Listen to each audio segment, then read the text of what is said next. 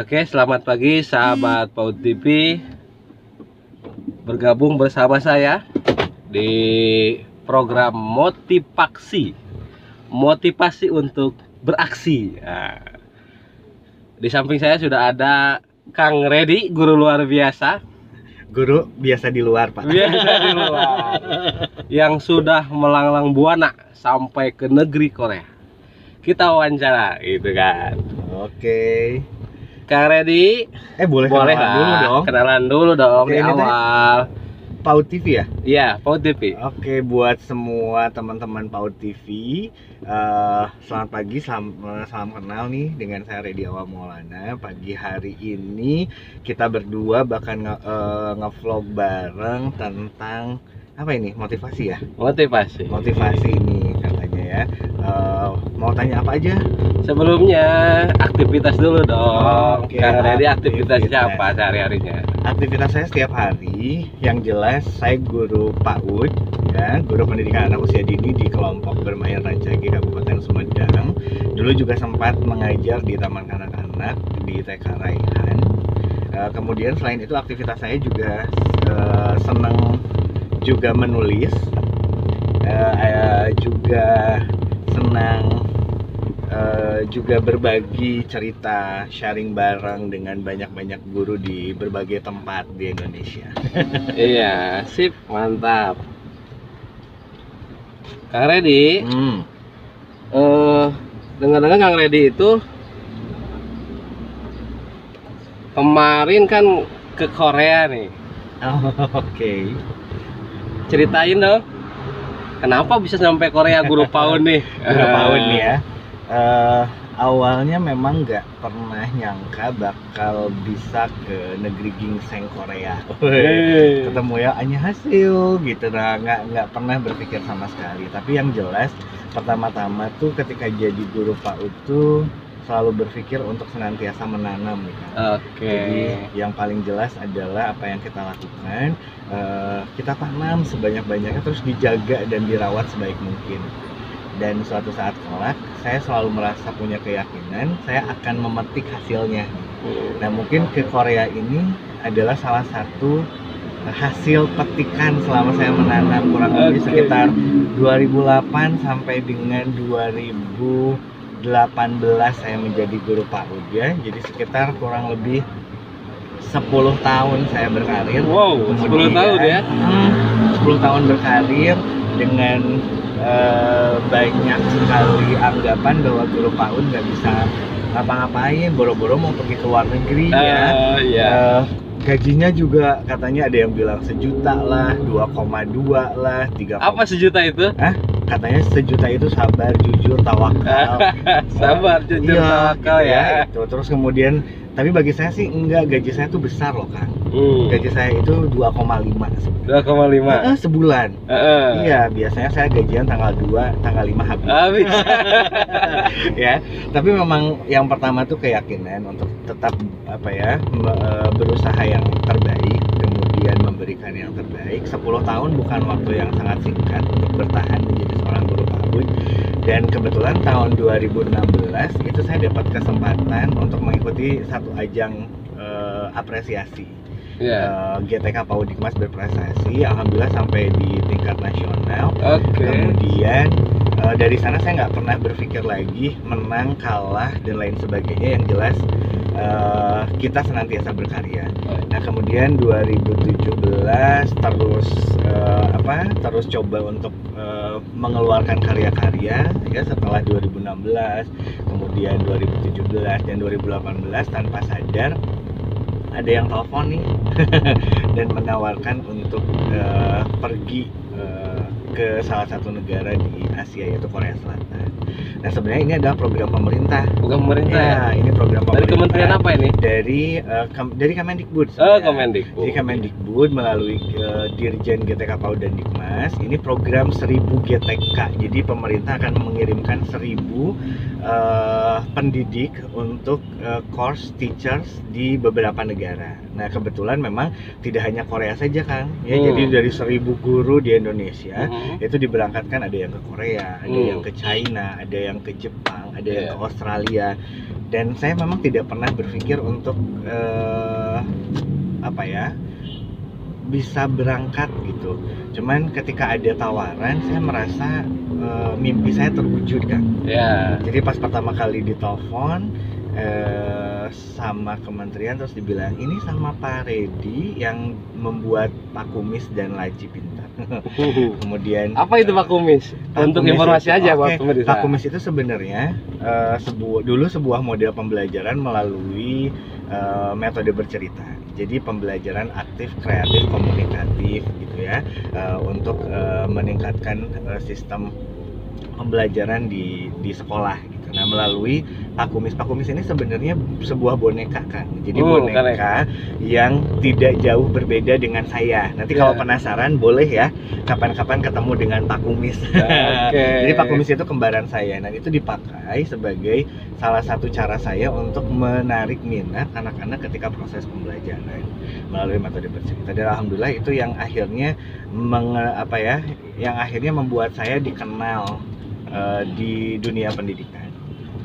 Nah kemudian setelah ditelepon, saya ngerasa mimpi saya terwujud nih Kang.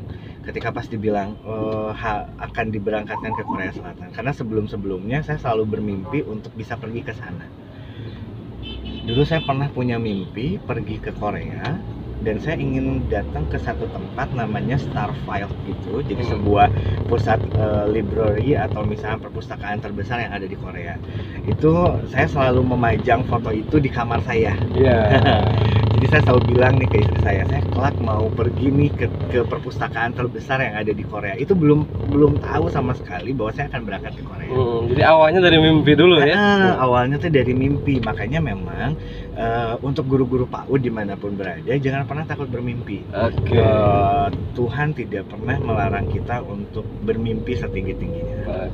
Jadi mulai dari sekarang tuliskan mimpi kalian, usahakan mimpi itu, kemudian tidak lepas dari doa. Itu yang paling penting ya. Nah dari mimpi itu alhamdulillah akhirnya 2018 bisa lolos untuk menjadi salah satu guru yang diberangkatkan ke Korea Selatan. Ada kiat-kiat khusus nggak untuk guru-guru PAUD sehingga berprestasi seperti Kang Redi ini sampai ke luar negeri nih? Gimana? Kalau misalkan kiat-kiat khusus sih yang paling penting pertama percaya diri, itu yang pertama. Percaya pada apa yang kita lakukan. Kemudian setelah kita percaya jangan berhenti berusaha. Itu yang paling jelas. Kemudian tidak pernah berpikir lain selain memberikan yang terbaik bagi anak-anak. Karena memang bagi saya mendidik anak-anak itu banyak berkahnya Kang. Kenapa saya nggak mau meninggalkan pendidikan anak? Karena bagi saya doa mereka itu sangat luar biasa. Jadi salah satu yang mendorong saya untuk bertahan adalah sebenarnya keberkahan dari berkumpulnya saya dengan anak-anak. Nah, yang paling penting kiat-kiatnya satu, percaya diri, kemudian terus berusaha, nggak pantang menyerah, tetap belajar, dan tentunya berkaryalah sebanyak mungkin. Itu yang paling penting. Jangan pernah merasa bahwa karya kita karya yang kecil itu tidak akan pernah menjadi sesuatu hal yang besar. Tapi yakinlah bahwa setiap karya yang kita buat suatu saat kelak akan menjadi sebuah karya yang mungkin bisa dikenal. Saya selalu berpikir satu hal, apa yang saya akan tinggalkan untuk Indonesia khususnya, apa yang saya akan tinggalkan untuk negara ini. Ternyata salah satunya adalah berkarya. Nah, karya itu kan nggak akan hilang, bener nggak Kang ya? Kalau saya mungkin bisa hilang dan orang bisa lupa, tapi ketika ada karyanya, mudah-mudahan karya itu tetap diingat. Berikutnya ini apa harapan Kang Randy lah terkait pendidikan anak usia dini terutama di Indonesia? Harapannya apa? Harapannya sih yang pertama jelas saya menginginkan sebuah bentuk pendidikan anak usia dini yang jauh lebih baik. Terus kemudian bukan berarti sekarang tidak baik ya, tapi semua berproses untuk ke arah yang memang benar-benar bisa memfasilitasi semua yang harus kita berikan pada anak-anak kita sesuai dengan apa yang diharapkan gitu. Terus yang harapan lain sih sebenarnya saya inginnya sih guru-guru PAUD itu bisa lebih diperhatikan, itu yang paling penting, karena memang ternyata mendidik anak-anak itu nggak murah kan. Betul, ya. betul. Ada pepatah mengatakan kalau mendidik anak-anak tuh harus melibatkan bahkan sekampung katanya gitu ya. Jadi memang tidak mudah gitu ya. Jadi kalau kata orang dulu jadi guru PAUD itu cuman modal kecerek gitu ya. Ternyata itu nggak benar sama sekali. Banyak hal yang harus dipelajari, kompetensi yang harus terus ditingkatkan gitu ya, dan lain sebagainya, sehingga memang saya berharap suatu saat kelak pemerintah bisa terus mendorong kami para guru untuk senantiasa meningkatkan segala kompetensi dan juga tentunya memperhatikan kesejahteraan kami sebagai guru. Karena biar apa? Biar kami bisa merasa tenang. Kalau dulu fokus. Kalau dulu saya pernah ditanya sama salah satu sama salah seorang gitu, pernah ditanya, apa yang Kang Redi inginkan untuk pendidikan ini? Saya ingin guru-guru itu tenang di dalam kelas kan. Saya cuma itu saja. Keinginan saya ingin guru-guru itu tenang di dalam kelas. Mereka bisa fokus mengajar dengan baik tanpa memikirkan beras yang tidak ada gitu ya, terus dan lain sebagainya. Dan saya mengharapkan mudah-mudahan pemerintah bisa mewujudkan itu, menjadikan guru-guru Indonesia lebih tenang dalam proses mengajar di dalam kelas, dan jangan pernah keluarkan guru-guru terbaik di dalam kelas. Jadi kalau memang di Indonesia ini banyak sekali guru-guru terbaik di dalam kelas, maka pertahankan mereka tetap berada di dalam kelas. Karena apa? Karena itu adalah modalitas untuk mempertahankan kualitas dari para siswa-siswa kita yang ada di Indonesia. Oke.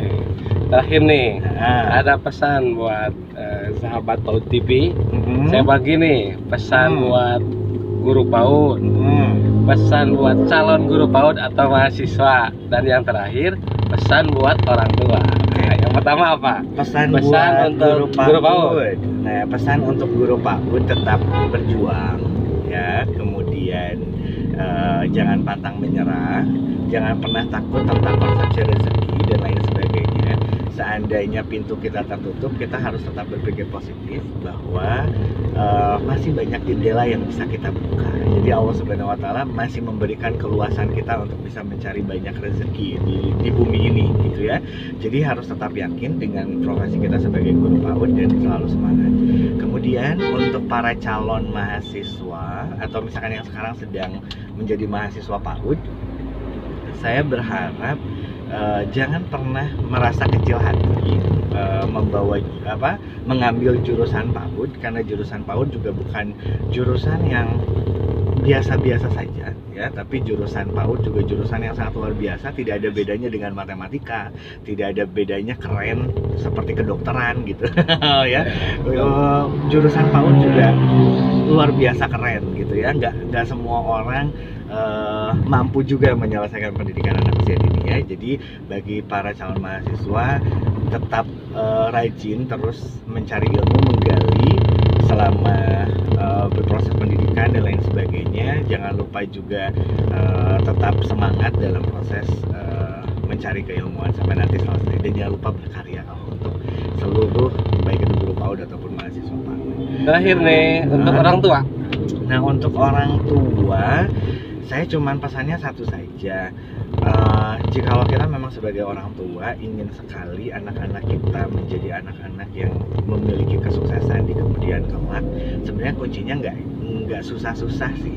Ini buat para ayah dan bunda dimanapun berada, sebenarnya tinggal satu, buatlah anak-anak bahagia di 5 tahun pertamanya. Jadi itu sangat penting sekali. Jadi kalau kita ingin kelak anak-anak kita menjadi anak-anak yang sukses dan lain sebagainya, jangan pernah menyia-nyiakan kedekatan kita di 5 tahun pertama bersama anak-anak. Jadi buatlah mereka bahagia, buatlah mereka terpenuhi segala kebutuhan dan lain sebagainya di 5 tahun pertamanya.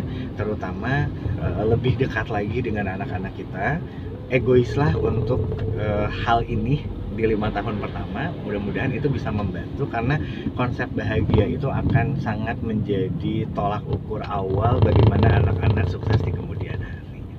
Oke, terima kasih Kang Randy. Oke, sama-sama. Waktunya sukses ya. Sukses. Iya, Oke. sama.